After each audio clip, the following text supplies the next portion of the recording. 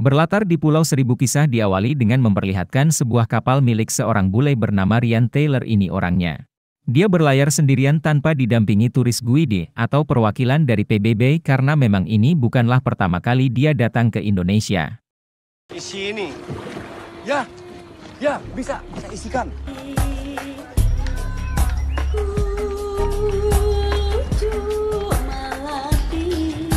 Anda mungkin tidak menyangka jika orang yang Ryan temui pertama kali ternyata adalah sang preman yang sudah pensiun. Ya, dialah Kang Mus yang sekarang berprofesi sebagai seorang mekanik bengkel. Di mana dia yang meminta beliau untuk membetulkan spare part mesin dieselnya dan memintanya untuk mengerjakan pekerjaan tersebut dalam waktu 2 hari. 2 days. Saat itulah kita akan diperkenalkan kepada seorang anak kampung bernama Mamat. Ini orangnya, yang ternyata cukup pandai berbahasa Inggris dan meminta Ryan untuk menjadikannya sebagai tukang bantu-bantu selama Ryan berada di sini.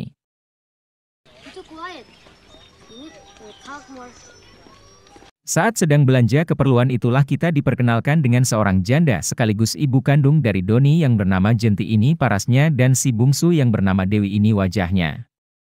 Tanpa adanya sosok suami membuat kehidupan ekonomi Genti menjadi sulit dan seringkali dibentak oleh pemilik warung karena memiliki hutang yang belum dilunasi.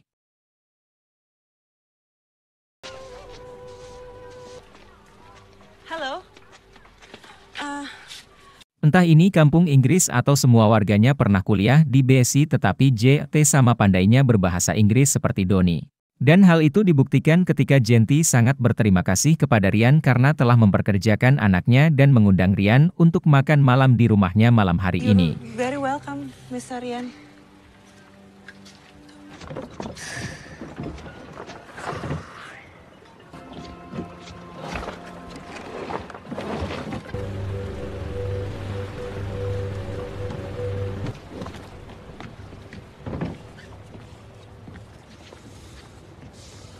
Get the rest.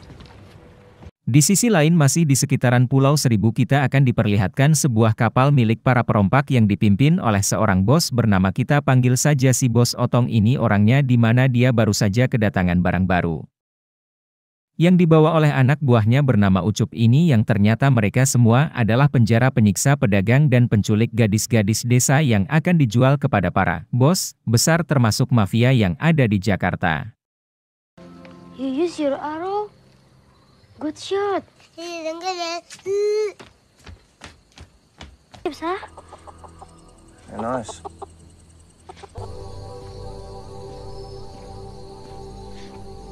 Maka dari itu esok paginya Ryan membuat sebuah panah untuk Doni bisa mempertahankan apa yang menjadi miliknya sekaligus mengajarinya cara memanah yang benar sesuai dengan kaidah-kaidah yang berlaku. Tepat di waktu yang bersamaan kita akan melihat Ucup bersama 3 anak buahnya muncul dengan mata yang melotot dan gagah yang sangat picah serem, cukup membuat semua anak-anak kecil yang ada di sana terdiam sejenak. Mereka rupanya berniat untuk mengambil paksa beberapa gadis desa sesuai perintah dari si Bos Otong yang merasa jika stok gadis jualannya masih kurang dan masih harus mencari lagi gadis-gadis cantik lainnya.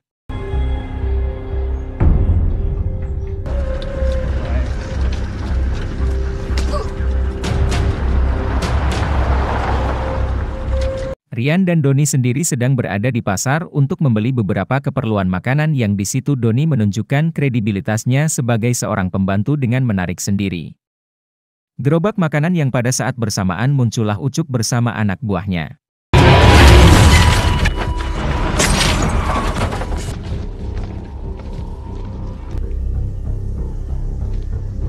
Ya, entah siapa Ryan ini, tetapi dia sangat berani dan bernyali sekali ketika memutuskan untuk berjalan ke tempat sepi menghadapi 3 preman ini. Yang membawa sajam ini, di mana Anda akan sangat dibuat terkejut ketika melihat Ryan mampu dengan mudah menghabisi ketiga preman ini dengan cara yang sangat amat brutal. Dengar gak? Oh tidak!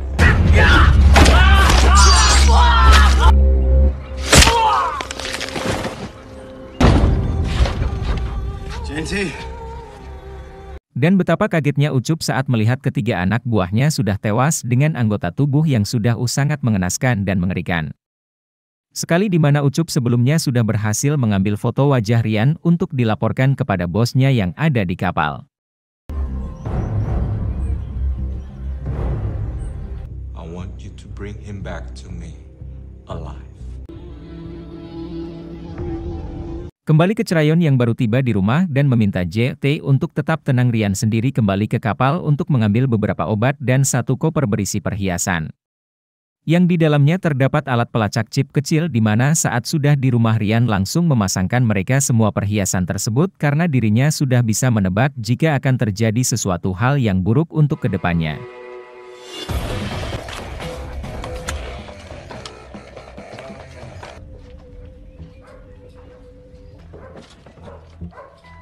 Di sisi lain kita akan melihat si sniper baru saja tiba di kediamannya yang di situ sudah ada Rian sedang menunggunya. Mereka berdua ternyata sudah saling mengenal satu sama lain yang akhirnya membuat kita menjadi tahu.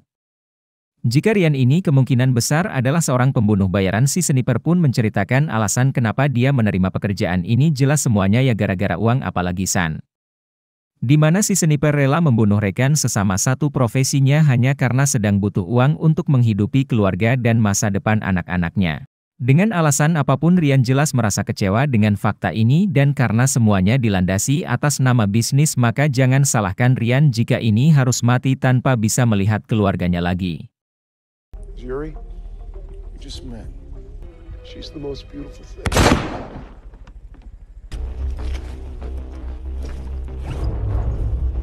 Mendengar jika dua pembunuh sewaannya mati, Li pun menghubungi si bos Otong supaya mengirim semua pasukan yang dia miliki untuk menangkap si Rian hidup-hidup.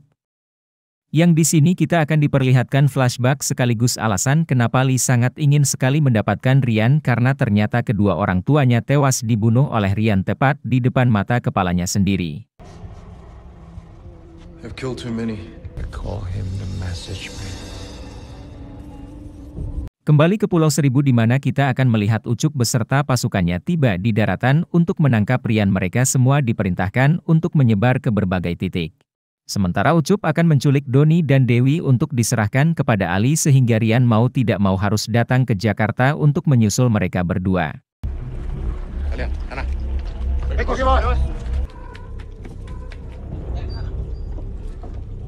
Alih-alih akan bisa dengan mudah menangkapnya, ternyata jumlah yang banyak tidak menjadi jaminan untuk bisa menangkap satu orang yang profesional.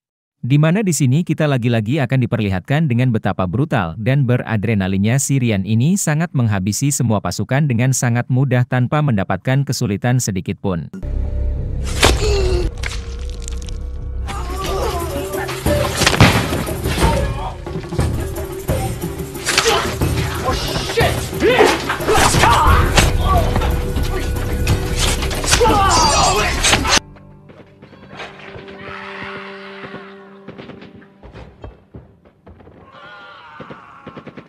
Si bos Otong sendiri cukup dibuat ketar-ketir saat Ucup melaporkan jika pasukan yang dibawanya habis dibantai oleh hanya Rian seorang.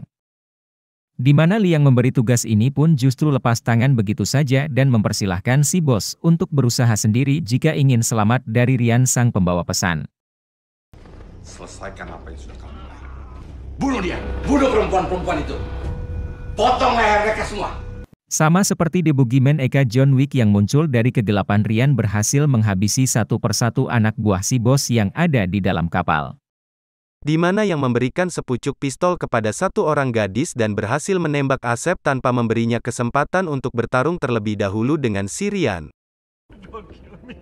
This is not an exercise in torture. Anything, women, money, anything. Setelah urusan, Rian pun kembali ke daratan untuk mencongkel sesuatu dari bawah kulitnya yang ternyata adalah sebuah alat berupa transmitter yang dia gunakan untuk mengaktifkan akun pribadinya dan layaknya The Continental yang menaungi seluruh pembunuh bayaran di dunia termasuk John Wick. Rian juga tergabung dalam sebuah organisasi pembunuh bayaran yang di situ dia meminta bantuan seorang sniper yang biasa disebut sebagai The Konsultan yang akan bertugas untuk membantunya nanti ketika berada di Jakarta, dan Rian harus membayar $1 juta atau sekitar 14 miliar lebih untuk dirinya bisa mendapat bantuan dari jarak jauh.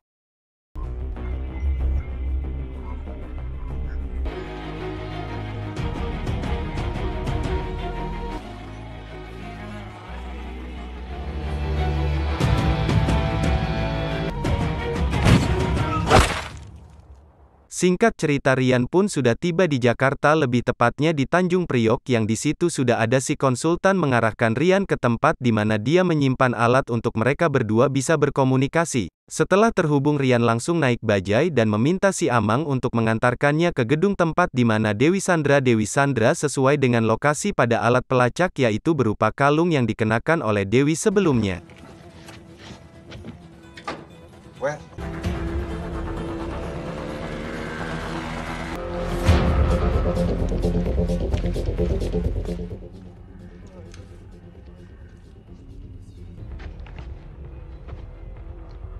Ryan pun dengan santai berjalan ke arah dua penjaga bersenjata tanpa memegang dua pistolnya, di mana saat kedua penjaga ini semakin lama semakin beringas dan berteriak mengusirnya. Tiba-tiba,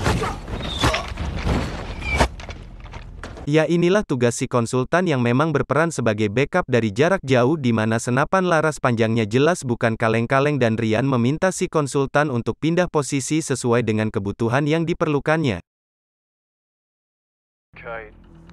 Southwest. Copy. Relocating. Ya, terima kasih konsultan, berkat Anda mengadi tidak jadi mati kembali. Krayon yang akhirnya sudah sampai di lantai atas. Di situ hanya ada Dewi yang sedang disekap oleh beberapa preman, yang dipimpin oleh seorang ketua preman bertato. Beliau rupanya penggemar berat Ryan sejak lama karena berkat aksinya di Korea dan Brazil, seketua benar-benar sekaligus kagum dengan kemampuan Ryan yang bisa menyelesaikan misi yang terbilang mustahil ketika harus membantai ratusan pasukan Yakuza mafia para kartel hanya dengan seorang diri saja. Ryan Teller. 7 years. Si konsultan sendiri melaporkan jika dirinya hanya bisa menjangkau 2 target dan tinggal menunggu konfirmasi dari Ryan.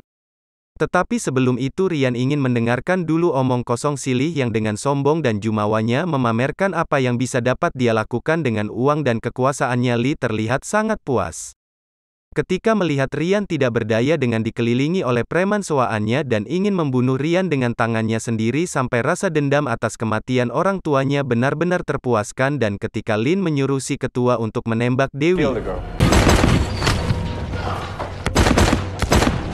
semuanya langsung habis dalam waktu kurang dari 3 detik, di mana ia akan merasa sangat-sangat takut dan diserang perasaan panik untuk kesekian kalinya.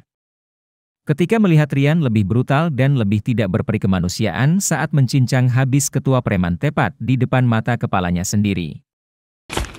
You imagine the passion, Lee? Can you? Singkat cerita, Ryan pun menitipkan Dewi di rumah Adi dan meminta istrinya untuk mengurus dia, sementara di mana Adi diminta untuk mengantarkannya ke sebuah klub tempat Doni disekap. Yang ketika sudah sampai di sana, Adi dimintai, tolong sekali lagi untuk pura-pura menjadi orang kaya dan berikan beberapa lembar dolar kepada para security yang ada di sana. This will be the last time that I'm going to help you. No more. Dengan beberapa lembar dolar yang diberikan Ryan, Adi pun dengan treatnya masuk memberikan mereka semua uang tuyul sehingga dia menjadi orang terakhir yang diizinkan masuk. Yang ketika sudah di dalam, Adi kembali menjalankan tugasnya untuk memberikan uang kepada seluruh security yang ada di dalam klub tersebut.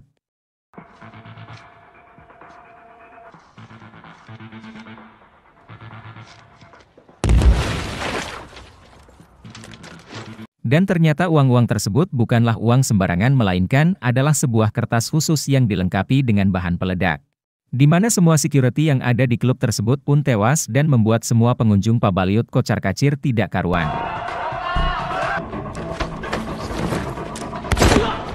Di mana semua security yang ada di klub tersebut pun tewas dan membuat semua pengunjung pabaliut kocar-kacir tidak karuan. Setelah sesi konsultasinya habis, si konsultan pun pergi untuk pekerjaan di tempat lain di menara yang kini harus berusaha sendiri untuk bisa menyelamatkan Doni yang saat ini sedang berada di ruangan lain bersama dengan Silly.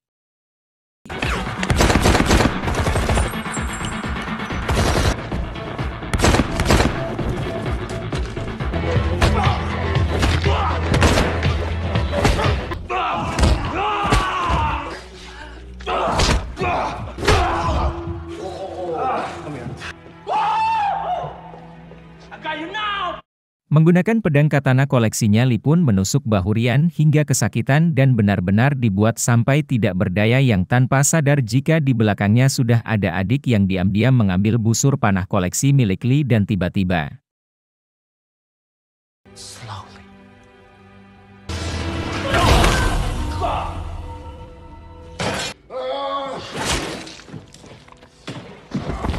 Setelah semua selesai, Adi ternyata dari tadi bersembunyi di toilet dan luar biasanya tidak sendirian melainkan dengan seorang wanita cantik lololo sama seperti di perindapan pihak berwajib.